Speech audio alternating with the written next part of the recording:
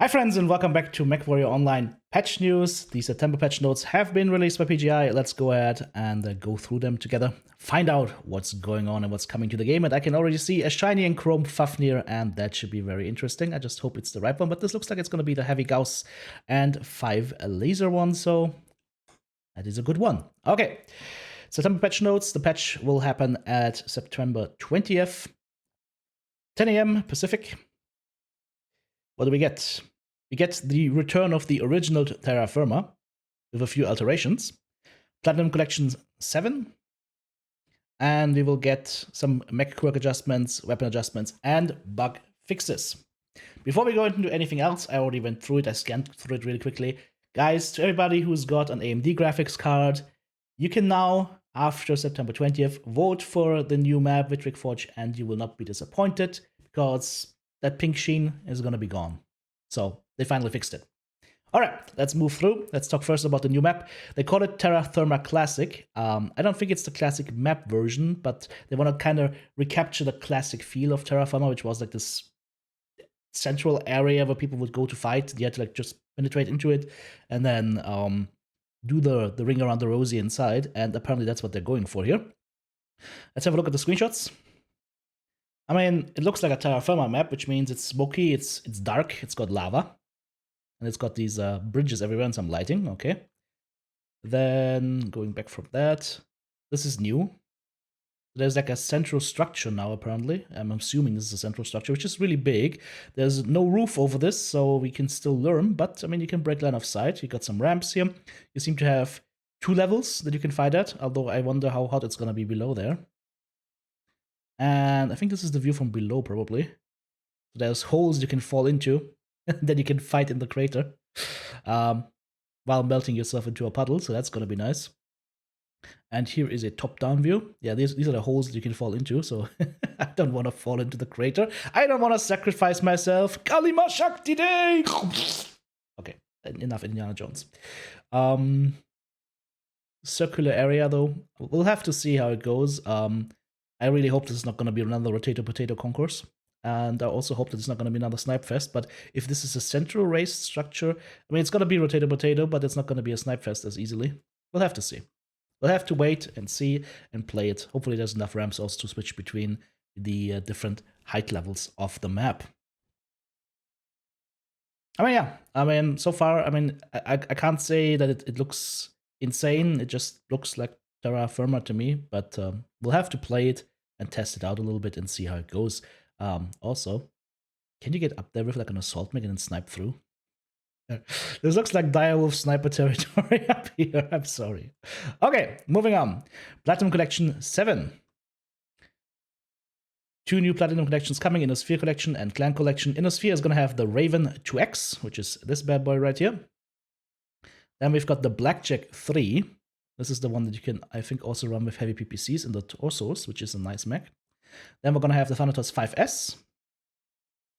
This one. Double Gauss or double Ultra Autocannon 10s. Fun build.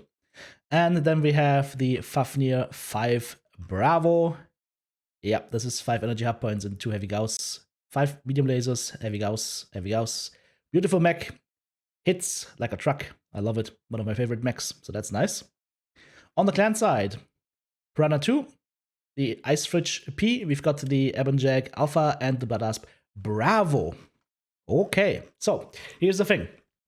Piranha, this is going to be the all-energy Piranha. Very strong mech. The Ice Fridge is an Ice Fridge. I mean, this is... It's an Ice Fridge. What do you want me to say? You can annoy people at long range. You can also try brawling, but I wouldn't recommend it necessarily. It's going to be nice to have the Shining Chrome skin for the Jag. And, of course... I mean, let's face it. This is going to be sexy. Yeah, Badass in Shining Chrome is going to be sexy. And of course, this is Badass Bravo. So, not only will you have those Chrome skins for all mech types in your collection. So, for example, if you get the Innosphere collection, number 7, you get the Shining Chrome Platinum skin for the Fafnir, and you can put that on all your Fafnirs. So you can put that on a Fafnir 5, you can put it on the Fafnir Wrath, any of those Fafnirs, right?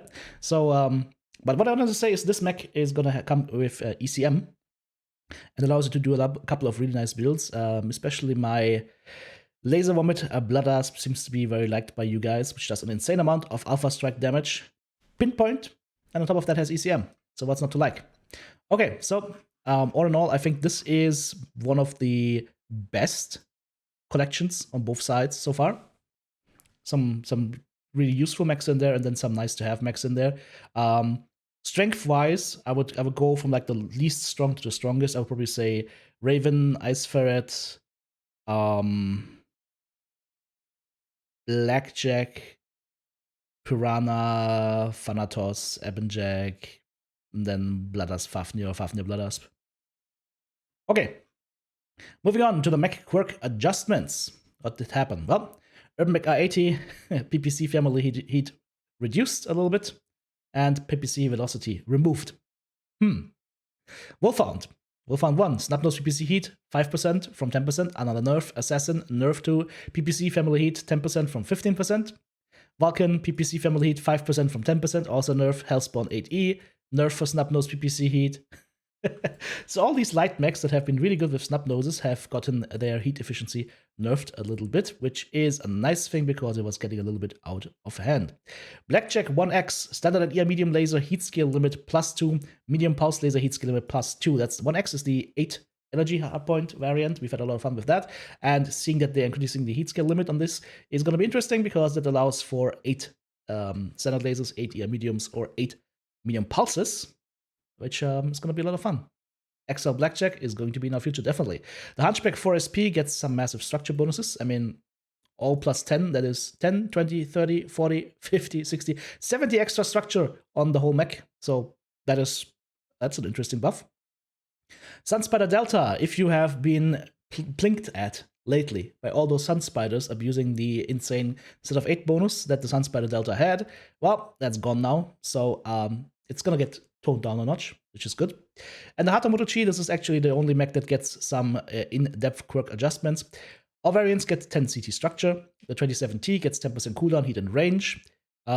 Basically, what they just did is they removed the specific items like PPC, SRM heat, and energy range, and they just gave it flat out cooldown, heat, range. I always like these because if you're not giving it a specific heat skill limit or something like 20% extra SRM range, then just flat out adjustments to everything is kind of nice.